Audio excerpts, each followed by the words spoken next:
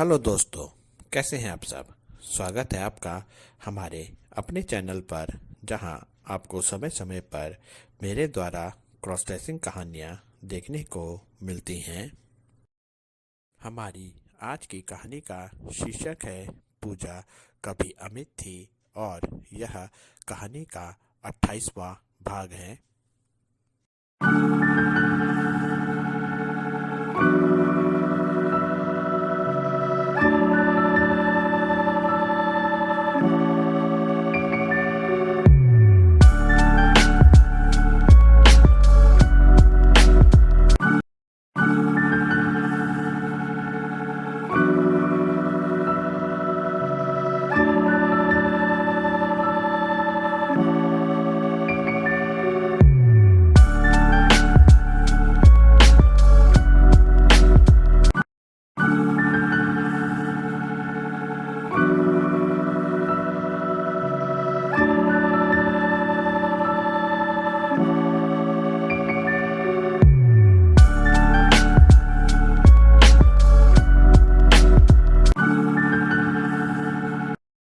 अगले दिन हमारा फंक्शन होना था, और इसलिए मैंने रेखा को फ़ोन करके उसे निशा के घर पर बुला लिया। मेरे अलावा मेरी और भी सहेलियां थीं जिनका रूप श्रृंगार रेखा ने करना था, इसलिए हम कॉलेज से सीधा निशा के घर पर पहुंच गईं। रेखा भी थोड़ी देर में निशा के घर पहुंचने वाली थी। मैं शरीर से एक लड़का होकर भी अपने ब्राइडल मेकअप की इतनी तैयारी में लगी हुई थी, और एक निशा थी जिसे कुछ तैयारी ही नहीं करनी थी।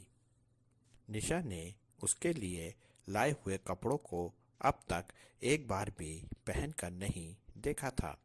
रेखा के आने के बाद से घर का माहौल ही एकदम से बदल गया था। मेरी हर सहेली रेखा को ला ला कर अपने लहंगे चोली दिखा रही थी, और चूंकि रेखा पेशे से एक ब्यूटिशियन थी, इसलिए सब उससे अपने अपने रूप श्रृंगार को लेकर उसकी राय ले रही थी। निशा ठीक इसके उलट दूसरे कमरे में अकेले में टेलीविज़न देखने में व्यस्त थी। रेखा ने मेरी एक एक सहेली को उसके रूप रंग को देखते हुए उसकी रूप श्रृंगार की अलग अलग जानकारी दी। इसके बाद मैंने हम सब के लिए खाना बनाया, और फिर हम सब ने साथ में खाना खाया। खाना खाने के बाद किचन की पूरी साफ सफाई करके मैं कमरे में आ गई। मेरे कमरे में आने के पहले से ही निशा के अलावा बाकी सब लड़कियां वहां थी।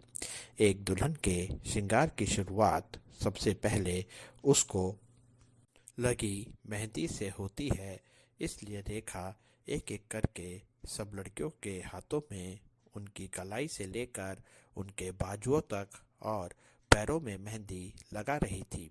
रेखा एक एक लड़की से उसके होने वाले राजकुमार का नाम पूछ रही थी, और जिनकी जिंदगी में उनके सपनों का राजकुमार आ चुका था, वह उनका नाम अपनी हाथों की मेहंदी में लिखवा रही थी। मेरे आने के बाद जब मेरे हाथों की कलाइयों और बाजू तक रेखा मेहंदी लगा रही थी, तब हम सब लड़कियों ने माहौल को खुशनुमा बनाने के लिए शादी के मेहंदी कार्यक्रम में बजने वाले मेहंदी के गीत लगा दिए। मेरे हाथों की कलाइयों और बाजुओं तक मेहंदी का छाप आ चुका था। इसी प्रकार का मेहंदी का छाप मेरे पाँवों में भी था।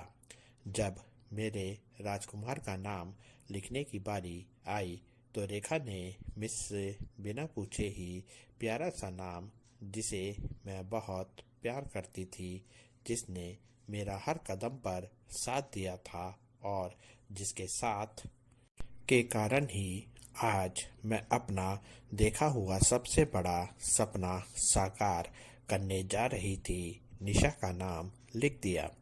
मेरी सहेलियों को मेरे और निशा के प्यार के बारे में पहले ही सब पता था, इसलिए निशा का नाम मेरे हाथों में देखते ही वह सब मुझे निशा के नाम से चिढ़ाने लगी।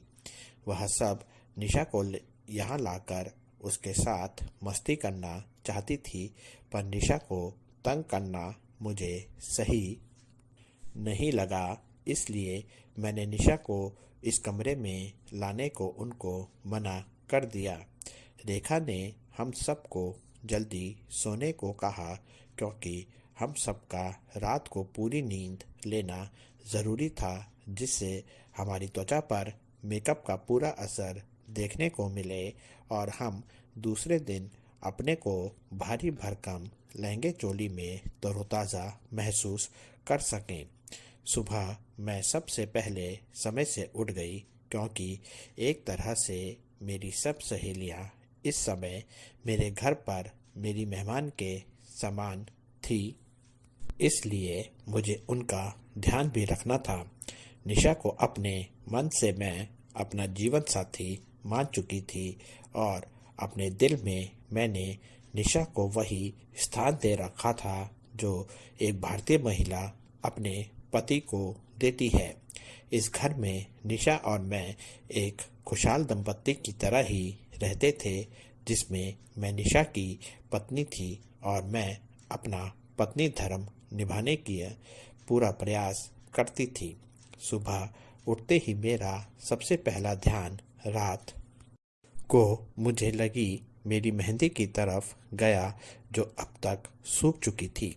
मैंने हाथों की दोनों हथेलियों को मिलाकर सबसे पहले मेरी हथेली पर लिखा निशा के नाम को देखा और फिर अपनी दोनों हथेलियों को जोड़कर अपने हाथों की हथेलियों को चूम लिया। यह मेरे लिए, मेरी निशा के लिए मेरा प्यार था। मैंने पानी से अपनी मेहंदी को साफ किया।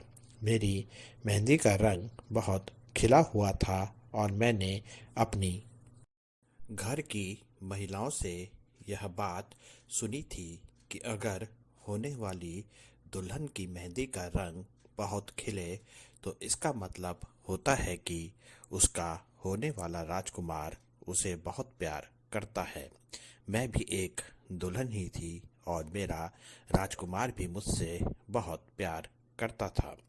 मैंने जल्दी जल्दी घर की साफ सफाई का काम पूरा किया और फिर अपने स्वामी और सहेलियों के लिए चाय नाश्ता बनाया। चाय नाश्ता पर मेरी सब सहेलियां एक दूसरे की रची हुई मेहंदी देख रही थी। मेरी हाथों की रची हुई मेहंदी देखकर मेरी सब सहेलियां मेरे लिए खुश थी।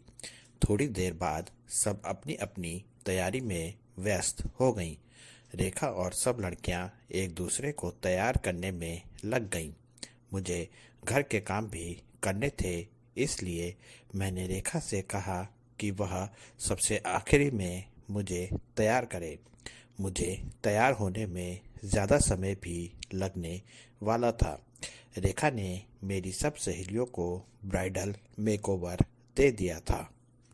मेरी सब सहेलियां ब्राइडल वेशभूषा में बहुत ही अच्छी लग रही थी।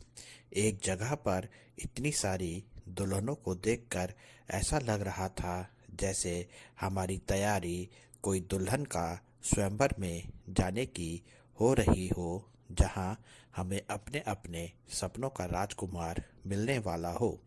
अब दुल्हन मेकओवर की बारी मेरी थी। मेरी सहेलियां और रेखा मुझे ब्राइडल मेकओवर में देखने को बेताब हो रही थी।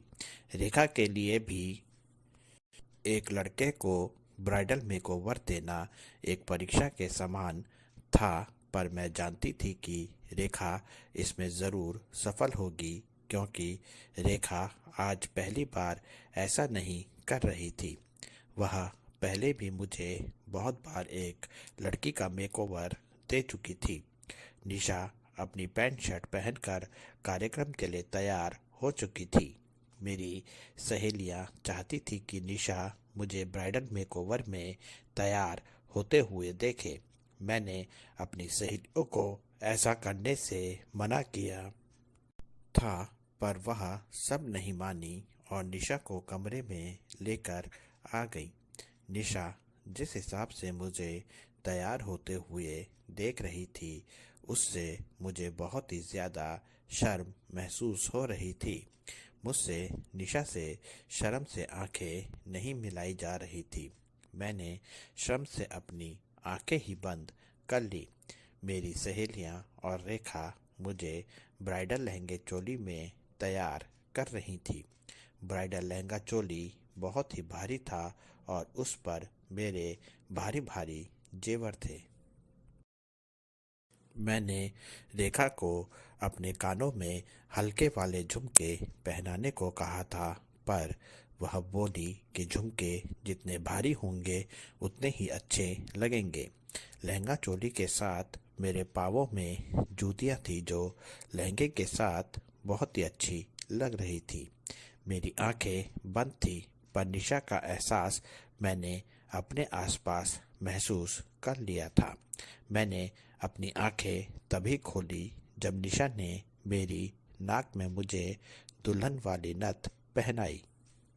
जैसे जैसे मेरे हाथों की कलाइयों में मेरी एक एक चूड़ी जा रही थी, वैसे वैसे ही निशा की आंखों में मुझे अपने लिए प्यार बढ़ता हुआ महसूस हो रहा था। मेरी सहेलियों के कहने पर निशा ने मेरी माथे पर गोल बिंदी भी लगाई। मेरी पायलियां मेरी थिरकन से बज उठ रही थी। आखिर में निशा ने अपने नाम की प्यारी सी चुनरिया मुझे पहना दी। मैं निशा के बाहों में सिमट सी गई। निशा जानती थी कि यह मौका मेरे लिए कितना खास है, इसलिए निशा ने मेरी खुशी को और बढ़ाते हुए माँ और दीदी को फ़ोन लगा दिया। निशा की बाहों में मुझे दुल्हन लिबास में इस तरह सिमटी देख माँ और दीदी बहुत खुश हुए और निशा और मुझे हमारी आने वाली खुशहाल ज़िंदगी के लिए आशीर्वाद दिया। माँ और दीदी ने मेरे ब्राइडल मेकओवर की बहुत तारीफ़ की।